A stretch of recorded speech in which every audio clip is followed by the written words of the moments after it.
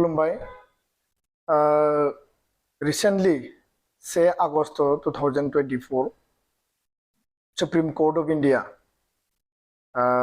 बे ऑनरेबल जी heist court बे Carta SC ST reservation आरो सब क्लासिफिकेशन सायाव जी मोनसे रायदान होदों आरो बेयाव पान्जाब आरो अन्ध्र प्रदेशनि मोननै केस दंमोन बे केसखौ जाजमेन्ट होनो थांनायाव EV सिनाया आरो इन्द्र सावनी बे मोननै केसनि एगेन्स्टआव 7 जजेस बेन्च आरो बेयाव chief justice of India CJI DY Chandrachud दङमोन आरो गासै माखासे जाजफोरा दङमोन दा बे जाजमेन्टखौ लानानै स्पेशली शेड्यूल कास्ट आरो शेड्यूल ट्राइब जोंनि जि एसेसमेन्ट दुलाराय बर' फरायसा आफाद आरो जोङो एभ्रि इन्डिविजुअल लेभेलाव जोङो बेखौ एसेसमेन्ट खालामनांगोन आरो जोंबो स्टाडि खालामबाय थादों टटेल जि नैबे 565 बे पेजेसनि जि मोनसे जाजमेन्ट बे जाजमेन्टखौ लानानै थारैनो अल ओभार इन्डियानि जेसेबां जोंहा शेड्यूल कास्ट आरो शेड्यूल ट्राइब्स दङ ट्राइबेलफोर दङ बा अनुसूचित जाति आरो अनुसूचित जनजाति दङ बिनि सायाव थरलि स्टाडि खालामनांगौनि प्रयोजन दङ होननानै जोङो सानदों दा बेखायनो बेनि प्रिलिमिनारि माखासे जि बाथ्राफोर जिखौ जोंनि नोजोराव फैदों बे बाथ्राफोरनि सायाव बर' हारिनि गेजेराव बा नर्थ ईस्ट इन्डियानि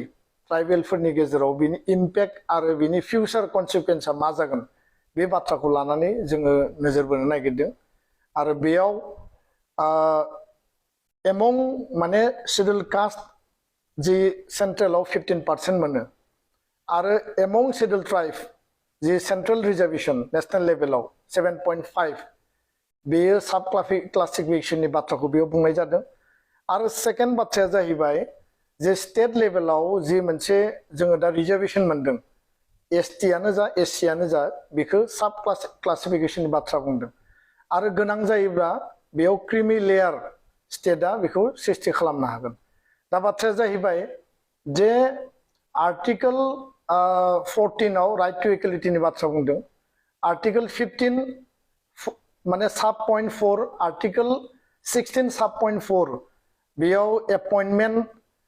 आरो इमप्लयमेन्टनि बाथ्रा बुंदों आरो बेयाव एडमिशननि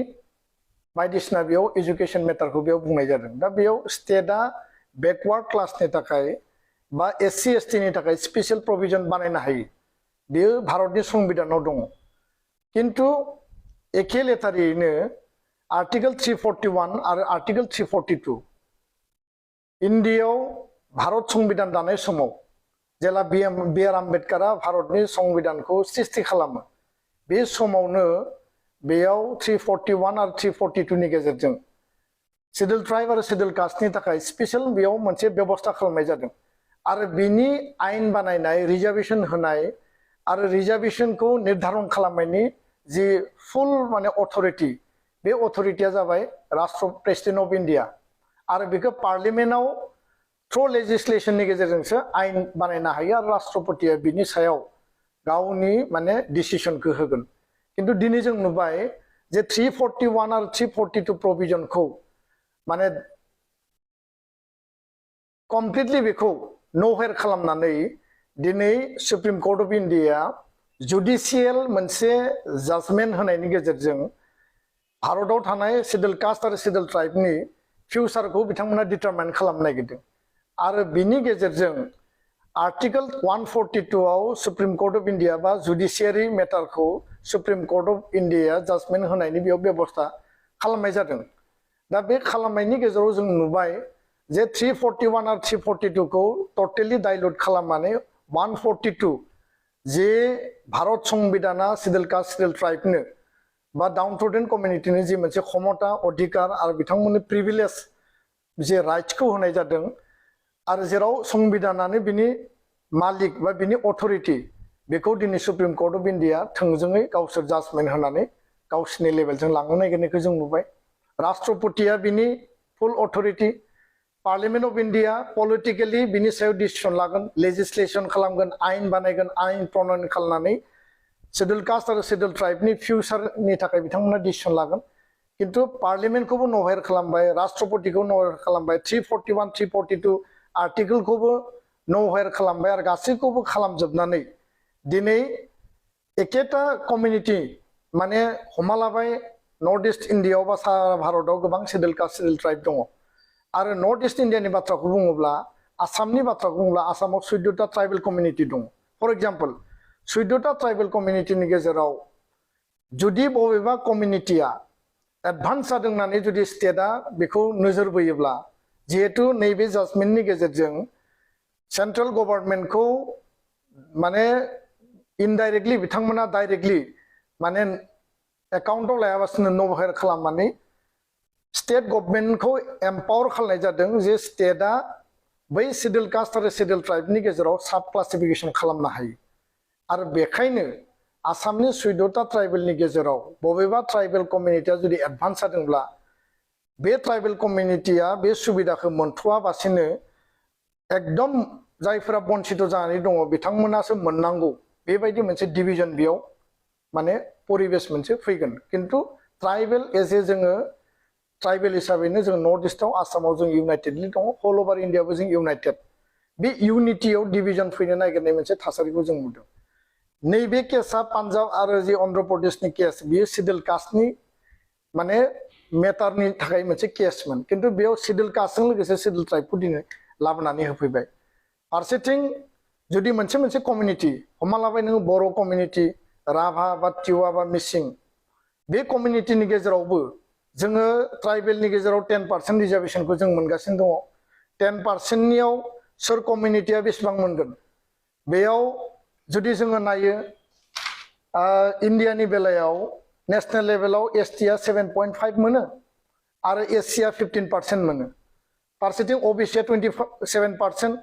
आरो इडब्लिउएस इकोनॉमिकली वीकर सेक्शना 10% टोटल रिजार्वेशना दिनै 59.5 आरो बेखौ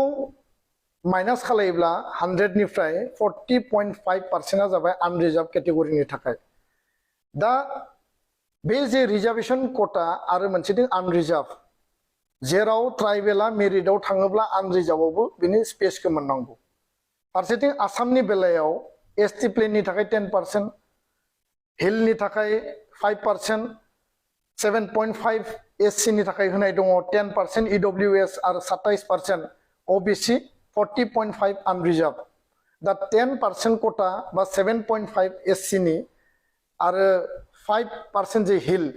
बे हिल आरो प्लेन एससि नि बे कोटानियाव सुप्रिम कोर्टनि जाजमेन्ट बायदिब्ला जोङो नुयो जे आसाम सरकारा गोसोब्ला बे ट्राइबेल कमिउनिटिखौ भाग भाग खालामनानै बेयाव कोटा रिजार्वेशनखौ विदिन द कोटा 10% नि गेजेराव आरो साब क्लासिफिकेशन खालामनानै विदिन ट्राइबेल मोनसे डिभिजन लाबोनायनि मोनसे पर्याय बेयाव थाहैबाय आरो जुदि नायोब्ला विदिन कमिउनिटि सपोज 14टा ट्राइबेल कमिउनिटिनि आलदा आलदा कमिउनिटिनि गेजेरावबो बेयावबो साब क्लासिफिकेशन खालामनायनि गेजेरजों ओबिसि नि बायदि क्रिमि लेयार माने एडभान्स नन एडभान्स बेबायदि मोनसे डिभिजन लाबोनानै दिनै ट्राइबेलनि जि मोनसे इउनाइटेड जि मोनसे जोंनि जि मोनसे एफर्ट आरो बियो अकल इकोनॉमिक आरो अकल एमप्लयमेन्ट आरो अकल एडमिशननि थाखायल' ट्राइबेल रिजार्वेशनखौ खालामनाय जायाखै नो डाउट डाउन ट्रोडेन कमिउनिटिखौ बोखांना लाबोनायनि बे मोनसे अबजेक्टिभ बेयाव दङ आरो जेखौ बि आर आम्बेडकारा साननानै जाहाथे जेनेरेल मानसिफोरजोंबो बा आनरिजार्भ कोटायावबो कम्पिट खालामनो हायो मेटारा जाहैबाय ससियेल पॉइंट अफ भिउ जों नायनांगोन सामाजिक दिगाव जे बबेबा कमिउनिटिया बबेबा सेक्सना जुदि माने नांगौ बायदि रिप्रेजेन्टेशन खालामनो हायाखैब्ला बा इक्वेलिटियाव जुदि मिट खालामनो हायाखैब्ला बिनि थाखाय सरकारा बिसेस माखासे पलिसि एडप्ट खालामनांगोन जेराव आर्टिकल 15 सब क्लज 4 आर्टिकल 16 सब क्लज 4 आव बे बेबस्थाफोरखौ होनाय जादों स्टेटआ बिनि थाखाय मेजार लानो हानाय अधिकार दङ लेजिस्लेटिभ माखासे आइन बानायनो हानाय मेजार दङ किन्तु सुप्रिम कोर्टनि जि मोनसे बेयाव जि राय सारा इन्डियायाव दिनै जोङो एनालाइज खालामदों बयनिबो जों भिउसफोरखौ नायदों उकिलफोरनि भिउस नायदों इन्टेलेक्चुएल माखासे प्रफेसार्स माखासे जायफोरा माने सिनियर मोस्ट रिपर्टार बिथांमोननि भिउखौबो जों नायदों जे बियो मोनसे फिउचाराव ट्राइबेलखौ माने माने डिभाइड खालामनानै उइदिन ट्राइबेल माने कनफ्लिक्ट लाबोनानै ट्राइबेला ट्राइबेलनि गेजेरावनो माने दावहा नांनानै बा ट्राइबेला ट्राइबेलनि गेजेरावनो बे 10% बा 7.5 खौनो माने फाइट खालामनानै बिथांमोनखौ बेयाव बेस्थ' खालामनानै बे खामानिफोरखौ मावनो नागिरनाय बायदि जों नुदों फारसेथिं जुदि नैबे पइन्टनिफ्राय जों जुदि नायोब्ला जे सुप्रिम कर्टआ बुंदों जे माखासे डमिनेन्ट कमिउनिटियाल' बे सिटफोरखौ साख्रि बाख्रिनि बेलायाव बा गुबुन गुबुननि बेलायाव बिथांमोना जायगा आवग्रिनानै दङ दा बेखौ नायोब्ला मोनसे डेटाया बुङो जे parliamentary committee on the welfare of एससिस एन्ड एसटिस जे माने पार्लियामेन्टआव मोनसे कमिटि थायो बे कमिटिनि रिपर्ट बायदिब्ला जिखिनि डिपार्टमेन्टफोर दङ जिखिनि मिनिस्ट्रि दङ गभर्नमेन्ट अफ इन्डियायाव टटेल मिनिस्ट्रि एडुकेशन माने मिनिस्ट्रि बा नोङो होम डिपार्टमेन्टआनो जाबाय बा नोङो माने रेलवेआनो जाबाय बे मिनिस्ट्रिफोराव मैक्सिमाम पोस्टा दिनै भेकेन्ट जानानै दङ भारताव जेसेबां ट्राइबेल दङ बे ट्राइबेलनिफ्राय बै सिटखौ दिनैबो कभार खालामनो हायाखै आरो बिनि थाखाय सेन्ट्रेल गभर्नमेन्टआ जेबो मेजार लायाखै दा बेबायदि परिबेसबा बेयाव डमिनेन्ट कमिउनिटिखौ उइदिन द ट्राइबेलनिनो माने माने आपार क्लास ट्राइबेलनिनो मोनसे लवार क्लास बेबायदि सृष्टि खालामनो नागिरनाय जों नुदों हरेस दिनै जोङो नुयो जे जि आनरिजार्भ खथायाव बेयाव माने बामुन शुद्र बैश्य बा नोङो दलित आरो फारसेथिं नोङो मा होनना बुङो माइनरिटि ग्रुप्सफोरखौ लानानै बेखौ क्रिएट खालामनाय जादों किन्तु बिथांमोना बै लेभेलाव साब क्लासिफिकेशननि बाथ्राखौ बुङाखै दिनै एससि आरो एसटिनि बेलायाव बुंदों आसामाव 12,155 बेकलग भेकेन्सि दङ बेखौ फिलआप खालामनाय जायाखै आरो बेखौ फिलआप खालामनाय बेखायनो माने जायाखिसै जे बै टाइमाव बे पस्टफोरखौ मिट खालामनो हानाय ट्राइबेलनि माने मेरिट बा बेबायदि मोनसे पर्यायनि केन्डिडेट बा माने एसपायरेन्टफोर गैयामोन जायनि थाखाय बे बेकलग जाबाय दिनैबो आसाम सरकारा फिलआप खालामाखै मेजर पोस्टआव जेराव ट्राइबेलफ्रा मोनहैनांगौ बे पस्टफोरखौ दिनै ट्राइबेलफ्रा मोनहैनो हायाखै दा बेखायनो जेराव बेकलग भेकेन्सि दङ अल ओवर इन्डियानि 45 सेन्ट्रेल इउनिभार्सिटियाव जेराव ट्राइबेलनि रिप्रेजेन्टेसना दिनै नील आरो गोबां जायगायाव दिनै खम माखासेल' मिट खालामनो हादों बेबायदि पर्यायाव उइदिन ट्राइबेलनि गेजेरावनो ट्राइबेलखौ कनफ्लिक्ट लाबोनानै डिभाइड खालामनानै ट्राइबेलनि इउनिटिखौ माने नोङो डिभाइड खालामनो नागिरनाय बे जाजमेन्टनि गेजेरजों जोङो नुदों आरो सिडिउल कास्टखौ टारगेट खालामनानै जोंनि सिडिउल ट्राइबखौ टारगेट खालामनाय फारसेथिं नोङो बेखौ लानानै अन्ध्र प्रदेश तेलेंगानायाव दिनै स्टेट गभर्नमेन्टआ बुंदों जे जों बेखौ वेलकाम खालामो आरो जोङो एससि सिडिउल कास्टनि साब क्लासिफिकेशन खालामगोन आरो बे मेटारखौ लानानै जोंनि प्रिलिमिनारि भिउ जिहेतु जों दाबो स्टाडियाव दङ बर' हारिनि साफ्रोमबो बा आसामनि गुबुन गुबुन जोंनि ट्राइबेल कमिउनिटिनि लिडार्स ट्राइबेल कमिउनिटिनि जायफोर इन्टेलेक्चुयेल बिथांमोनखौ साननो थाखाय बा स्टाडि खालामनो थाखाय जों खावलायगोन एबसुआ बेखौ स्टाडि खालामगासिनो दं किन्तु जोंनि प्रिलिमिनारि जि मोनसे थिंकिं बा फिलिं जोंनि आन्डारस्टेन्डिंआ जाबाय बेजों जोंनि ट्राइबेलनि इउनिटिखौ डिभाइड खालामनानै ट्राइबेलनि खथायावनो ट्राइबेलखौ माने कनफ्लिक्ट लाबोनाय फाइट लाबोनाय बे मोनसे थासारिखौ जोङो जागोन बायदिखौ नुहुरदों जेराव जोङो आनरिजार्भ खथायाव जोङो कम्पिट खालामनांगौ जेराव ट्राइबेलनि 10% स्टेटआव आरो सेन्ट्रेलाव 7.5 खौ जोङो मिट खालामनो थाखाय जों कम्पिट खालामनांगौ बेयाव ट्राइबेलानो ट्राइबेलखौ कम्पिट खालामनो होनाय माने आपार ट्राइबेल आरो लवार ट्राइबेल बेबायदि मोनसे कटा टाइप सृष्टि खालामनानै बे सृष्टि खालामनायनि गेजेरजों बेयाव खहा जागोन बायदि जोङो नुदों आरो बेखौ दुलाराय बर' फरायसा आफादा दिनैनि भिउ बायदिब्ला नर्थ इस्ट इन्डियायाव आसामाव कुनु कारनाव इमप्लिमेन्ट जानाया बे जोंनि थाखाय मोजां जानाय नङा आरो बे इमप्लिमेन्ट जायोब्ला जोंनि जि ग्रेटार इन्टारेस्ट जोंनि जि मोनसे एसपिरेसन जोंहा आलादा रायजोनि एसपिरेसन थाबाय ससियेल पलिटिकेल एजुकेशन हा हुनिफ्राय लानानै इउनाइटेड बर' हारिया थांना थानांगौनि बड'फानि आदर्शजों खौसेयै गेरेमसा हारि दानांगौनि जे मोनसे एसपिरेसन आरो ट्राइबेलफोरा जेनेरेल कमिउनिटि आनरिजार्भ कमिउनिटिजों कम्पिट खालामनांगौनि जि मोनसे टारगेट बै टारगेटखौ ट्राइबेल मानसिखौनो टारगेट खालामनाय मोनसे पर्याय लाबोनानै होगोन न' डाउट जोंनियाव इक'नमिकेलि माखासे एडभान्स माखासे व्यक्तिफोर थानो हानाय समाजाव माखासे बेबायदि इक'नमिकेलि उइकार सेक्सनबो दङ इक'नमिक डिफारेन्सआ जेरावबो दङ ट्राइबेलनियावबो दङ बर'नियावबो दङ खिन्थु बिनि मिनिङा बे नङा जे इक'नमिक डिफारेन्सखौ लानानै साब क्लासिफिकेसन खालामनानै ट्राइबेलखौ ट्राइबेलजों मोनसे कनफ्लिक्ट आरो मोनसे फाइटआव माने सोनानै दोनोब्ला आरो बे लेभेलखौ नायै नायै जुदि उननि पर्यायाव एसटि रिजार्भेसनखौनो जुदि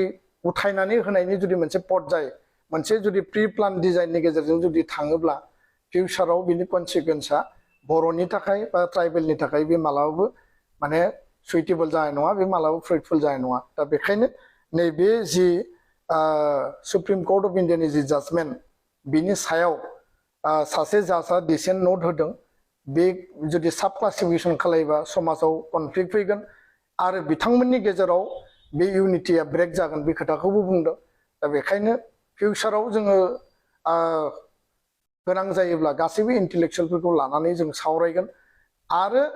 रिथिंकिं खालामनो थाखाय प्रयोजन जायोबा दुलाराय बर' फरायसा आफादा पिटिसन होगोन खारन जिकुनु उइकार सेक्सन शेड्युल ट्राइब शेड्युल कास्टनि डिटारमाइन खालामनायनि मेन्डेट बा अथरिटिया राष्ट्रपतिनियाव दङ